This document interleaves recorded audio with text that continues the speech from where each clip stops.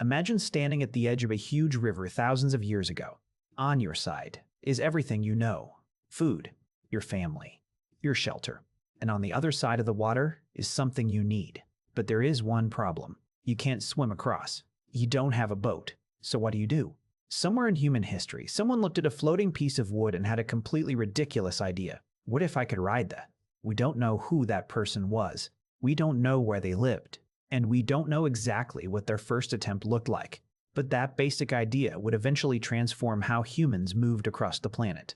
Because before ships, before sails, before engines, before anything that looks like a modern boat, there was just a piece of wood floating on water. And the first great breakthrough may have been simply noticing that it didn't sink. A fallen tree could stay on the surface. A person sitting on it could stay on the surface too.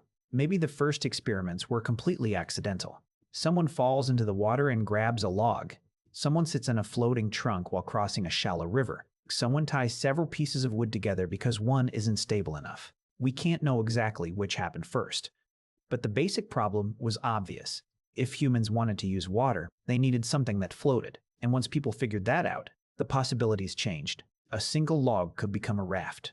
Several logs could become a bigger raft. Branches, vines, reeds, or other plant materials could be used to hold pieces together. The boat didn't have to be beautiful. It just had to keep you above the water. And that simple idea may have been one of the most important transportation breakthroughs in human history. Because rivers weren't just obstacles. They were highways. Water could carry people farther than they could comfortably walk. It could lead to fish. It could connect different settlements. And eventually, it could take humans somewhere they had never been before. But then came the next problem. A floating log is not exactly a great boat. It rolls. It turns. It can be difficult to control. And if you want to go somewhere specific, simply floating isn't enough. You need to steer. That's where another simple invention changes everything. The paddle. A piece of wood pushed against the water could move the entire boat. Push on one side. The boat turns. Push backward. The boat moves forward. Suddenly, humans weren't just floating. They were controlling the direction. And then someone faced an even bigger problem. What if you didn't want to sit on top of a log? What if you could make the log itself better? Instead of balancing on a round tree trunk, humans could hollow out the middle. And one of the simplest ways to do that was fire. Burn the center of the tree. Scrape away the burned wood. Burn it again. Scrape it again. Slowly, a solid tree trunk becomes a hollow vessel, a dugout canoe. It sounds primitive, but it was an extraordinary piece of engineering. You had to choose the right tree, cut it down, shape the outside, hollow the inside without destroying the entire trunk, make the walls strong enough to support people, and make the boat stable enough that it wouldn't simply roll over. Archaeologists have found evidence of this technology thousands of years later. The famous Pesse Canoe from what is now the Netherlands dates to roughly 8,000 years ago and was carved from a single pine log. It is the oldest physical boat currently known. But here's where the story gets much more interesting. That doesn't mean humans invented boats 8,000 years ago. It only means that's roughly how far back the surviving wooden evidence takes us. Wood rots. Water destroys it. Floods bury it. Fire destroys it. And thousands of years can erase almost everything humans build from plants. So the first boat could have existed thousands of years before the oldest boat we have ever found. And there is a huge clue that humans were using watercraft much earlier. Around 50,000 years ago, Homo sapiens had already begun expanding across the islands of the Western Pacific. Some of those journeys required crossing open water. The exact boats they used are still unknown.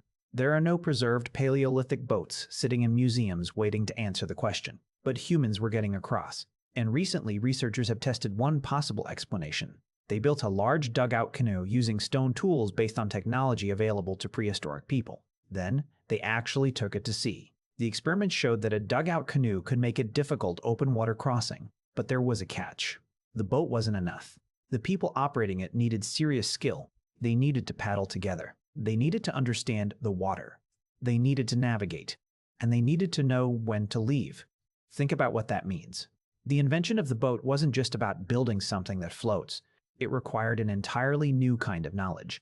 Humans had to learn currents, waves, wind, weather, distance, direction, and eventually, navigation. Because once you leave the shoreline, the world looks very different. There are no roads, no signs, no landmarks on the water, just waves stretching in every direction.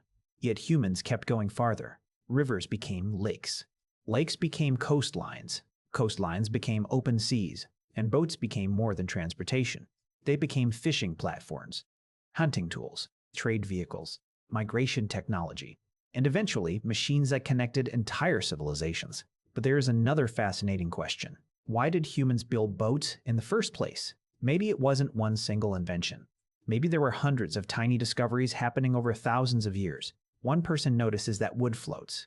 Another learns how to tie logs together. Someone else discovers that a paddle changes direction. Another person realizes fire can hollow a tree. A different group learns how to make the boat more stable. Someone learns how to read the stars. Someone else learns the behavior of currents.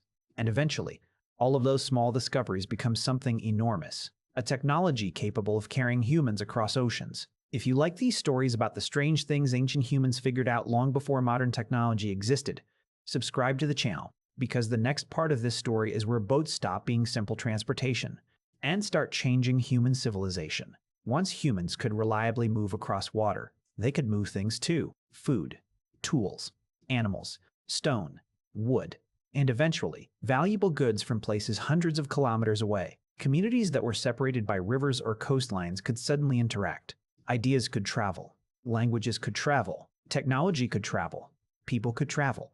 And this may be one reason water became one of the great highways of ancient civilization. Look at some of the earliest major civilizations. Many developed around rivers and coastlines. The Nile, but the Tigris and Euphrates, the Indus, the great rivers of China. Water wasn't just something humans had to cross. It was something humans could learn to use. And once they did, geography itself started to change. A river that once separated two communities could become the easiest route between them. A coastline that once marked the edge of the known world could become a road. And an island that once looked impossibly far away could suddenly become reachable. That is the incredible part. The first boat probably didn't look impressive. It may have been little more than a hollowed-out tree. No engine, no metal, no compass, no GPS, no map. Just wood, water, human hands, and the idea that maybe you could go somewhere you couldn't reach on foot. We will probably never know who invented the first boat. There wasn't a single ancient inventor standing beside a river saying, "Today I have invented transportation." The real story was probably much slower. One observation, one experiment, one mistake, one improvement, then another, and another, until something that once seemed impossible became completely ordinary. And that may be the pattern behind some of humanity's greatest inventions. Nobody has to understand the final result. They just have to discover the next small step. A floating log became a raft. A raft became a canoe. A canoe became a way across rivers, then lakes, then coastlines, then oceans. And eventually, humans used boats to explore almost every corner of the planet. All because somewhere in the distant past, someone looked at a piece of wood floating on water and wondered, could I